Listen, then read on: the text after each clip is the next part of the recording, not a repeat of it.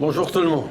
Days after a shocking accusation, the Prime Minister insisted he did it with good reason. But I can assure you, the decision to share these allegations on the floor of the House of Commons Monday morning was not done lightly. And now CBC News has learned from senior government sources that when he stood in the House, Trudeau had both human and signals intelligence that showed the involvement of Indian government officials in the murder of a Sikh leader in Surrey, BC back in June. Hardeep Singh Nijjar was a prominent member of a separatist movement labelled a terrorist by India.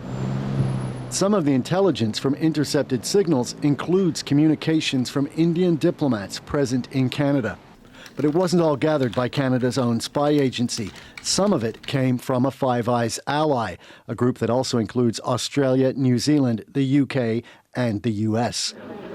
One of those allies has been more forward in its support for Canada than any other, the United States. I have seen in the press some efforts to try to drive a wedge between the United States and Canada on this issue, and I firmly reject the idea that there is a wedge between the US and Canada. The U.S. is trying to draw India into a closer security relationship, but Sullivan said today that India has to be accountable. We will stand up and defend our basic principles, and we will also consult closely with allies like Canada as they pursue their law enforcement and diplomatic process.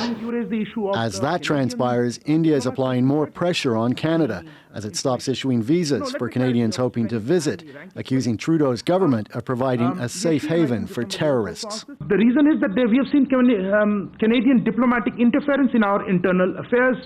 Government sources say Canada is weighing a response to the visa suspension, but has made no decision yet. Interestingly, Evan, it looks like India is making an effort to get the U.S. on its side, inviting Joe Biden to be the guest of honor at India's Republic Day. Right, and Joe Biden has not yet accepted that invitation, but the Financial Times is reporting that Biden did raise the Nijjar murder with Modi directly when he met with him in New Delhi. And as for the communications from Canadian officials, we can report also that there were several efforts to talk to them before Prime Minister Trudeau traveled to India and met with Modi at the G20. Canada's National Security Advisor, Jody Thomas, went there for 4 days in August and then again a couple of days before the G20, before that Modi-Trudeau meeting. And Canadian government sources are telling us that whatever the Indians are saying in public, in those private meetings, they have not denied these allegations.